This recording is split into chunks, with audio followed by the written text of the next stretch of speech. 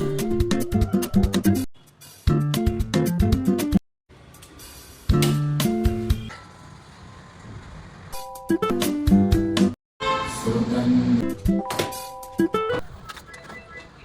అండి, welcome to my channel. Sankranti పండుగ వస్తుంది కదా, పండగ అంటేనే ముందు పనులు మాట.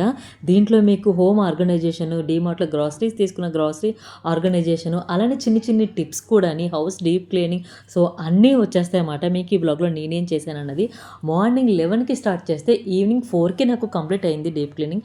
సో దీనివల్ల మీకు ఏంటంటే కొంచెం ఎక్కడెక్కడ ఎలాంటి పెట్టుకోవాలి, ఏది అవసరం లేదు, అవసరం లేని అసలు మన ఇంట్లో ఎన్ని ఉంచుకుంటామో అవన్నీ ఎక్కడ తీసి ఎప్పుడు పాడేయాలో అవన్నీ కూడా నేను ఈ బ్లాగ్లో మీతో షేర్ చేసుకున్నాను.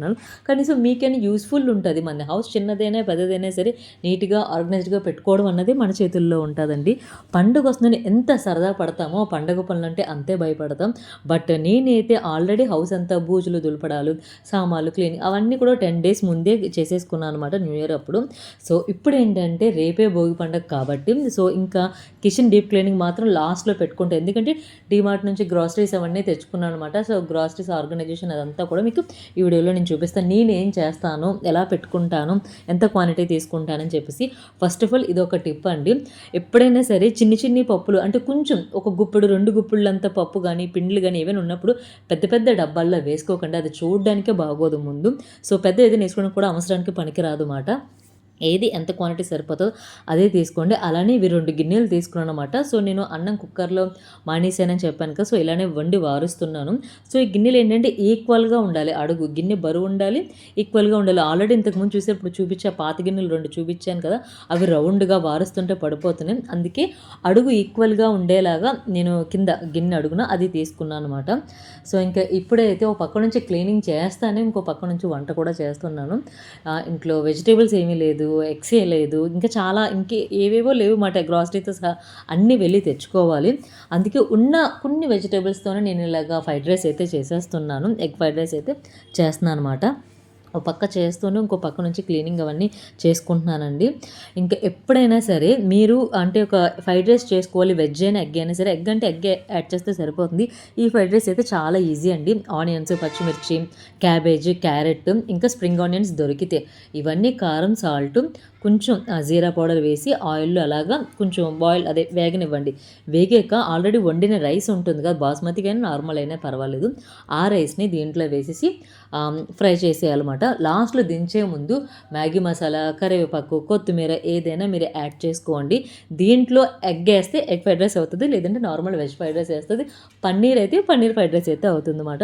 సో నాకు అయితే ఆల్రెడీ వంట అయిపోయింది. సింపుల్గా ఫాస్ట్గా చేశాను, ఎందుకంటే పనులు ఎక్కువగా ఉన్నాయి కాబట్టి. ఇంక నేను హాల్లో టీవీ యూనిట్ దగ్గరికి వచ్చేసాను. ఇది ఎప్పుడు నేను క్లీన్ చేయకుండా వదలనమాట. ఇది డైలీ కూడా డస్టింగ్ చేస్తాను. అయినా సరే మాకు ఓపెన్ ఏరియా చుట్టూరు, దానికి తోడు ఏంటంటే 4th floor గాలి దుమ్ము వచ్చేస్తుంది కాబట్టి ఎప్పటికప్పుడు నీట్గా ఉండాలని చెప్పి నేను వీడియోస్ కోసం కాదు, నాకు నచ్చేది ఏది ఎక్కడ ఉండాలో అలా ఉంటేనే నాకు ఇష్టం. చాలామంది కూడా ఇలానే ఉంటారు. మీరు ఏం చేస్తారన్నది నాకు కామెంట్ చేయండి. మీ సజెషన్స్ ఏదైనా ఉంటే కూడా చెప్పండి, ఎప్పుడు ఎలా నీట్గా ఉంచుకోవాలి అన్నది కూడా. సో టీవీ యూనిట్ అంతా కూడా ఒకసారి డస్టింగ్ చేశాను. ఇంకా రేపు భోగి పండుగ 4 days వరకు నేను క్లీనింగ్లు డస్టింగ్లు పెట్టుకోను. పూజ పెద్దలకి మనం పెడతాం కదా, మూలకి బట్టలు, వంటలు, పిండి వంటలు ఇవన్నీ ఉంటుంది కాబట్టి క్లీనింగ్ అనేది 4 days చేస్తాం. మళ్ళీ పండుగ అయిన తర్వాత మళ్ళీ క్లీనింగ్ ఉంటుంది. సో తప్పదు. ఇవంతా కూడా ఎక్కువ కష్టపడక్కర్లేదండి. మిర్రర్ దగ్గర జస్ట్ నార్మల్ క్లాత్తోనో సాఫ్ట్ క్లాత్తోనో కొంచెం అలా దులిపేసి క్లీన్ చేస్తే ఎప్పటికప్పుడు ఉంటుంది. మెయిన్ ఇక్కడ నాకు డైనింగ్ ఏరియా దగ్గర కొన్ని హ్యాంగర్స్ ఏంటంటే రెంటెడ్ హౌస్ అని మేకులు కొట్టకూడదని జస్ట్ డబుల్ టైప్తో అంటిస్తే అవి ఇలా గట్టిగా ఆలోచన పడిపోతున్నాయి. అందుకే నేను ఈ స్క్రూ టైప్ స్టిక్కర్ అది మీషోలో తీసుకున్నాను అనమాట. లింక్ కూడా షేర్ చేసిన, ఫ్లిప్కార్ట్లో కూడా ఉంటుంది. ఇది నేను పెట్టేస్తున్నాను హ్యాంగర్. సో మనకి రెంటెడ్ హౌస్ కాబట్టి ఇలాంటివన్నీ చేయకూడదు. నెక్స్ట్ అండి, మనకి డైనింగ్ టేబుల్ అది తినడానికి మాత్రమే యూజ్ చేయాలి. అది మనిషి దాని మీద ఎక్కడ లేని అని పెడితే నాకు చాలా చిరాకు వస్తుంది అనమాట. ఒక పక్క నుంచి గ్లాసులని, అట్టుపళ్ళని, స్నాక్స్ అని, బాటిల్స్ అని ఎక్కడ లేని ఉంటుంది. సో డైనింగ్ టేబుల్ అనేది చూడడానికి నీట్గా కనిపించాలి, ఆ తిన్న వెంటనే క్లీన్ చేసుకోవాలి, అలానే ఉండాలి. సో వేస్ట్ అంతా తీసుకొచ్చి డైనింగ్ టేబుల్ పెట్టడానికి కాదు, చాలామంది ఇలానే చేస్తూ ఉంటారండి. సో డైనింగ్ ఏరియా అనేది మనకి నీట్గా ఉండాలని నేను ఎప్పుడు ఇలాగ అనుకుంటాను. సో ట్రై చేయండి మీరు కూడా. అది దీని మీద పచ్చళ్ళు, సాల్ట్ ఇవి మాత్రమే పెట్టుకుంటారు అనమాట అంతే. దీనికంటూ సపరేట్గా నేను ఒక కార్నర్ టేబుల్ తీసుకున్నాను. ఇది షేర్ చేసిన అన్బాక్సింగ్ రివ్యూ కూడా ఇది ఫ్లిప్కార్ట్లో. సో ఏది ఎక్స్ట్రా ఐటమ్స్ ఉన్నా ఆ టేబుల్ మీద కార్నర్లో నేను పెట్టేస్తాను అనమాట. సో అది ఇంత పెద్ద హాల్ మాకు డివైడ్ అవ్వాలంటే కొంచెం స్పేస్ దొరకాలి. అంటే ఎంట్రన్స్ నుంచి చూస్తే మొత్తం ఇల్లంతా బయటకు కనబడకుంటే కర్టన్స్ ఎప్పుడు కూడా నేను లాగుతూ సర్దుతూ ఉంటాను అనమాట.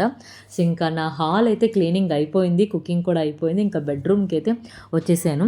ఇది డీప్ క్లీనింగ్గా అంటే డీప్ క్లీనింగ్ కాదు, ఎందుకంటే ఆల్రెడీ 10 days బ్యాక్ నేను చేసేసాను. సో పైకి ఎక్కడెక్కడ ఏది చెత్తగా కనిపిస్తుందో అవన్నీ నేను క్లీన్ చేస్తున్నాను అనమాట. అది సో డీప్ క్లీనింగ్ అనేది ఆల్రెడీ అయిపోయింది. మెయిన్ ఈ ఏమంటారు డ్రెస్సింగ్ ఏరియా దగ్గర, డ్రెస్సింగ్ టేబుల్ దగ్గర రోజు పౌడర్ లెస్ చాలా ఉంటుందండి. మనం అప్లై చేసుకున్న క్రీమ్స్, మాయిశ్చరైజర్స్ కానీ లేదంటే పౌడర్స్ కానీ ఇవంతా కూడా దువ్వెనలా హెయిర్ ఎక్కడ పడితే అక్కడ వదిలేస్తామండి. నేను డైలీ మార్నింగ్ ఇది కూడా జస్ట్ ఒక్కసారి ఇలా డస్టింగ్ చేసేస్తాను అంతే. ఇవి అయితే కొన్ని డ్రెస్సెస్ మాట, ఇవి ఐరన్కి ఇవ్వాలి, కొన్ని అయితే పండక్కి ఇలాగా స్టిచ్ చేయాలి. ఇవన్నీ కూడా నేను బెడ్ మీద పెట్టేసాను ఇప్పుడు. సో ఇవన్నీ నేను సపరేట్ చేసి ఐరన్ చేయాల్సిన ఒక కబోర్డ్లో పెట్టేస్తాను. చేసిన ఒక కబోర్డ్లో పెట్టుకుంటాను. వీక్లీ వన్స్ ఐరన్ చేస్తాను. మీకు ఆల్రెడీ తెలిసి నేను వీడియో షేర్ చేశాను. ఇంకా బెడ్ షీట్స్ అవన్నీ కూడా ఇంకా రేపు అవన్నీ చేంజ్ చేయాలి. ఈరోజు ఓన్లీ డస్టింగ్, క్లీనింగ్ అంతే. ఆర్గనైజేషన్ ఇవే పెట్టుకున్నాను. ఇంకా టీవీ యూనిట్ బెడ్రూమ్ దగ్గర, బెడ్ దగ్గర చెప్పానుగా విండో ఉంది కదా, సో అక్కడ నుంచి మాకు వచ్చేస్తుంది కాబట్టి ఎక్కువ దుమ్ము.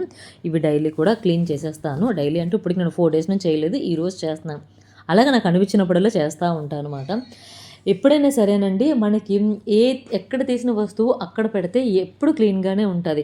అది ఒకటి మనం ఒక్కలే ఫాలో అవ్వకూడదు. ఇంట్లో మనతో పాటు నలుగురు ముగ్గురు ఉంటే వాళ్ళు కూడా అది ఫాలో అవ్వాలి. సో ఒక్కలే అందరు చేసేవన్నీ కూడా క్లియర్ చేయాలంటే కష్టం కదా. సో యాక్చువల్గా మా హస్బెండ్ మార్నింగ్ వెళ్తే నైట్ వస్తారు, ఆయన ఎక్కడ తీసింది అక్కడే వదిలేస్తారు, అది నేనే తీయాలి. అత్తయ్య గారికి సో అవన్నీ కూడా తెలియదు మాట. తను ఏదైనా ఎక్కడ తీస్తే మామూలుగా అలా వదిలేస్తారు, సో పెద్దవాళ్ళు కదా. సో నేను అవన్నీ తీసి పక్కన పెట్టి నాకు టేబుల్ మీద ఎక్కడిది ఏది వండకూడదు అన్నీ అలా చేసుకుంటూ ఉంటాను. ఇది ఒక పిచ్చి ఓసిడి అండి.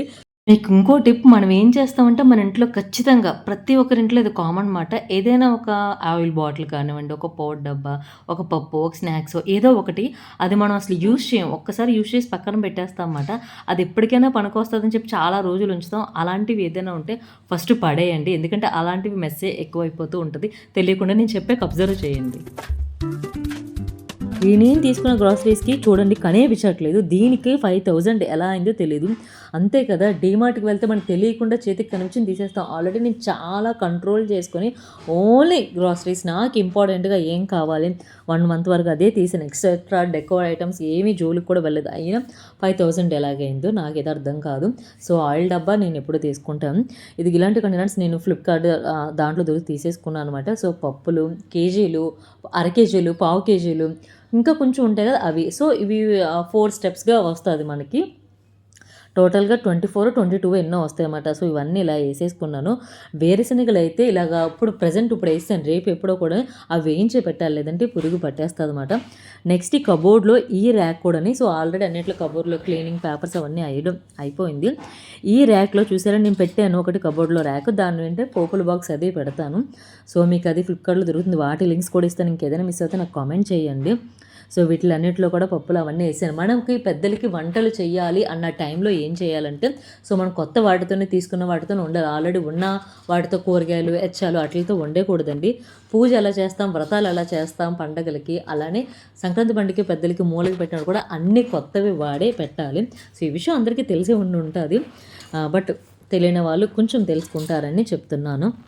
ఇంకా పోపుల బాక్స్ అయితే కనుక ఇవన్నీ వేసి పెట్టేసుకున్నాను. ఆవాలు, జీలకర్ర, సో మనకి పప్పు చారు తాలింపులు పెట్టాలన్నప్పుడు ఈ బాక్స్ ఎండుమిర్చి, ఎల్లుల్లిపాయ అన్నీ దీంట్లోనే ఉంటుంది. ఇంకా అదొకటి ఇక్కడ ఒకటి అక్కడ ఒకటి తీసుకోకూడదు. ఎక్సెట్రా కొన్ని చూస్తే కొన్ని డబ్బాలు ఉన్నాయి, ఇన్ని ఎచ్చాలు ఏంటని అనుకోకండి. ఇంకా మీకు కనిపించినవి పెద్ద అంటే ఎక్కువ క్వాంటిటీ బియ్యం, రేషన్ బియ్యం, పెద్ద పిండ్లు అవన్నీ కూడా కింద వేరే డబ్బాల్లో పెట్టాను.